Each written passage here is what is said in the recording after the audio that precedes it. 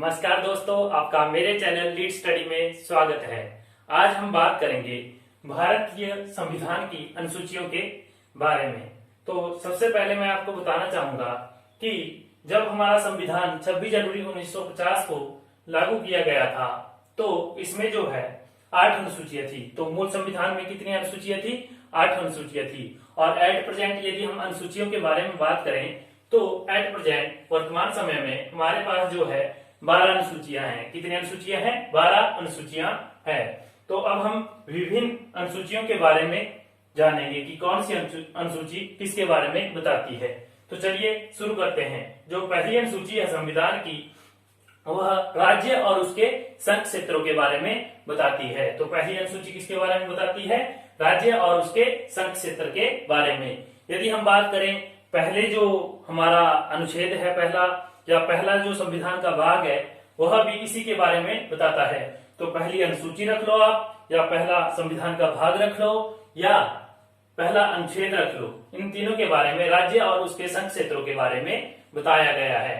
अब हम बात करते हैं दूसरी अनुसूची के बारे में। तो इसमें जो है विभिन्न पदाधिकारियों के वेतन और भत्तों के बारे में बताया गया है कि उन्हें कितनी सैलरी दी जाती है। जैसे यदि बात करें हम राष्ट्रपति की, तो इनकी जो सैलरी है 5 लाख है। और यदि बात की जाए उपराष्ट्रपति की, इनकी जो सैलरी है वह 4 लाख है। और यदि बात की जाए गवर्नर की, तो इनकी जो सैलरी है वो 3.5 लाख है। और यदि बात की जाए मुख्य न्यायाधीश की, तो इनकी जो सैलरी है 2.8 लाख से है। और यदि बात की जाए अन्य न्यायाधीशों के बारे में, तो इनकी सैलरी 2.5 लाख है। और यदि बात की जाए नियंत्रक महालेखा परीक्षक की, तो इनकी सैलरी भी 2.5 लाख है। और यदि बात की जाए पीएम के बारे में, तो इनकी सैलरी कितनी है? 1.6 लाख।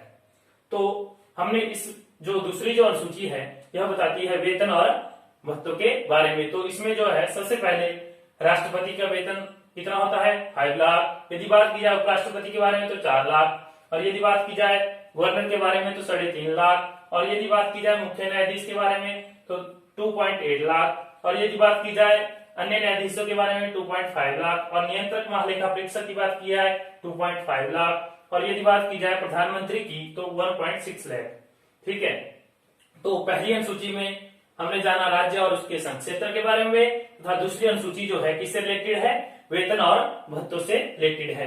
अब बात करते हैं संविधान की तीसरी अनुसूची के बारे में। कौन सी अनुसूची? तीसरी अनुसूची के बारे में। तो तीसरी जो अनुसूची है, इसमें जो विभिन्न पदाधिकारी हैं उनकी शपथ के बारे में बताया गया है। जैसे जो भारत का जो राष्ट्रपति है, इसे जो शपथ दिलाएगा वो कौन होगा? Chief justice of supreme court, मतलब भारतीय सर्वोच्च न्यायालय के मुख्य न्यायाधीश जो है राष्ट्रपति को शपथ दिलाते हैं। यदि बात की जाए उपराष्ट्रपति, मंत्रिपरिषद, महान्यायवादी या सुप्रीम कोर्ट तथा हाई कोर्ट के जजेस के बारे में, तो इन्हें जो है राष्ट्रपति शपथ दिलाता है। कौन शपथ दिलाता है? राष्ट्रपति शपथ दिलाता है। याद किसका रखना है आपने कि राष्ट्रपति को कौन शपथ दिलाता है? तो सर्वोच्च न्यायालय के मुख्य न्यायाधीश राष्ट्रपति को शपथ दिलाते हैं। तो पहली अनुसूची क्या थी? संघ और उसके राज्य क्षेत्र। दूसरी अनुसूची वेतन। और तीसरी अनुसूची शपथ के बारे में। अब बात करते हैं नंबर 4 पे। हमें जस्ट इन्हें पढ़ना नहीं है, जस्ट पढ़ने से काम नहीं चलेगा, इन्हें साथ साथ में याद भी करना जरूरी है। यदि याद नहीं करेंगे तो एग्जाम में करेंगे क्या? ठीक है। तो साथ साथ में याद करते भी चलना है। अब बात करते हैं नंबर 4 पे। तो नंबर 4 पे यदि बात की जाए, तो इसमें जो है केंद्र शासित प्रदेशों तथा राज्यों में राज्यसभा की सीटों के बारे में बताया गया है कि किस केंद्र शासित प्रदेश में कितनी राज्यसभा की सीटें हैं, या किस राज्य में कितनी राज्यसभा की सीटें हैं। तो ये किसके बारे में किस अनुसूची में इसका प्रावधान किया गया है?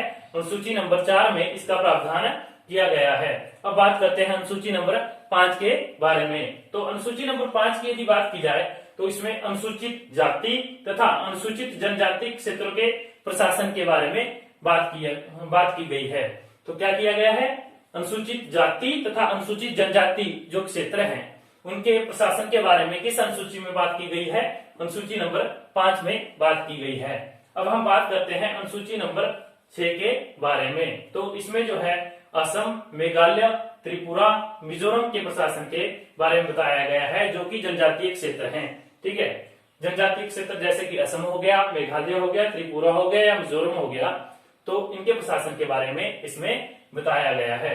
तो नंबर 4 की अनुसूची में बताया गया था केंद्र शासित प्रदेश तथा राज्यों में राज्यसभा की सीटों के बारे में। तथा यदि नंबर 5 की बात की जाए तो अनुसूचित जाति तथा जनजाति जो क्षेत्र हैं उनके प्रशासन के बारे में। और नंबर 6 के बारे में बात की जाए तो इसमें कुछ जनजातीय क्षेत्र जैसे कि असम हो गया, त्रिपुरा हो गया, मेघालय हो गया, मिजोरम हो गया, इनके जो प्रशासन है इसके बारे में बताया गया है। इससे सीधा क्वेश्चन पूछा जाता है कि अनुसूची 6 में निम्न में से किस राज्य के बारे में नहीं बताया गया है।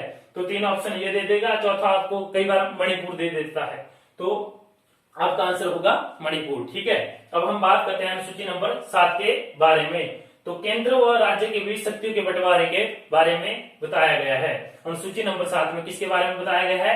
केंद्र व राज्य के बीच शक्तियों के बंटवारे के बारे में बताया गया है। यदि इसमें बात करें हम तो सबसे पहले यदि बात करें राज्य सूची की, राज्य विषय के बारे में, तो राज्य जो विषय है उसमें राज्य जो सूची है उसमें स्थानों विषय है थे जब यह बनी थी। मतलब जब संविधान बना था तो राज्य सूची में कितने विषय थे? 97 विषय थे। लेकिन एट प्रेजेंट इनकी संख्या बढ़कर कितनी हो गई है? 100 हो गई है, मतलब 100 हो गई है। ठीक है, अब यदि बात करें संघ सूची के बारे में तो इसमें पहले कितने विषय थे? 66 विषय थे। कितने विषय थे? 66 विषय थे। ओह, थोड़ा रॉन्ग हो गया है। संघ सूची की यदि बात की जाए तो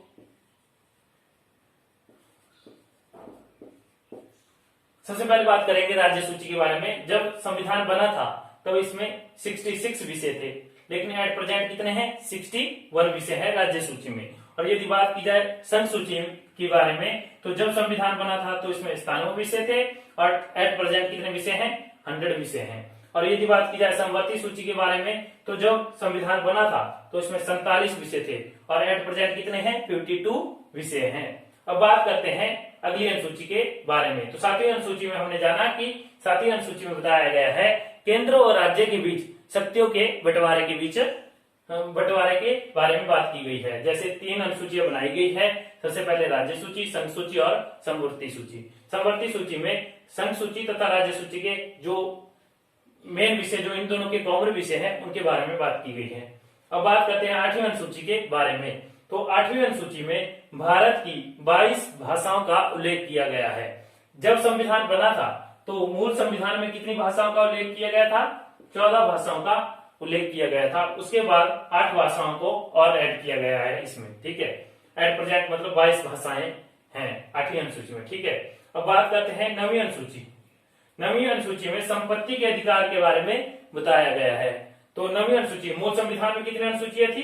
8 अनुसूचियां थी। तो 9वीं अनुसूची को पहले संविधान संशोधन द्वारा 1951 में लाया गया था। तो 9वीं अनुसूची को एग्जाम में पूछा जाता है कि किस संविधान द्वारा किस संशोधन द्वारा हमारे संविधान में संपत्ति के अधिकार वाली जो 9वीं अनुसूची है उसको ऐड किया गया है। तो किसके द्वारा? पहले संविधान संशोधन 1951 द्वारा 9वीं अनुसूची को हमारे संविधान में ऐड किया गया है, जो क्या है? संपत्ति के अधिकार से संबंध रखती है। यदि बात करें 10वीं अनुसूची के बारे में तो यह दल बदल कानून के बारे में बताती है कि इस समय जो हमारे जो प्रधानमंत्री थे वो राजीव गांधी जी थे। दल बदल कानून के बारे में बताती है। तो इसको किस संविधान द्वारा ऐड किया गया यह याद रखना बहुत जरूरी है, इससे कई बार प्रश्न पूछ लिया जाता है। तो 52वें संविधान संशोधन द्वारा 1985 में इसे हमारे संविधान की अनुसूचियों में ऐड किया गया था। 10वीं अनुसूची को कब ऐड किया गया था? तो 52वें संविधान द्वारा 1985 में ऐड किया गया था। अब बात करते हैं 11वीं अनुसूची के बारे में। तो यह पंचायती राज के बारे में बताती है। किसके बारे में बताती है? पंचायती राज के बारे में बताती है। तथा इसे जो है 73वें संविधान संशोधन द्वारा 1993 में ऐड किया गया था। और यदि बात की जाए 12वीं अनुसूची के बारे में तो यह नगर निकाय के बारे में बताती है तथा इसे 74वें संविधान संशोधन 1994 द्वारा ऐड किया गया था। तो इस प्रकार यह थी हमारे संविधान की अनुसूचियां। तो इस वीडियो में इतना ही। इसी तरह मुझे सपोर्ट करते रहें। मेरी वीडियो को लाइक करना ना भूलें तथा चैनल को जरूर सब्सक्राइब करें। धन्यवाद।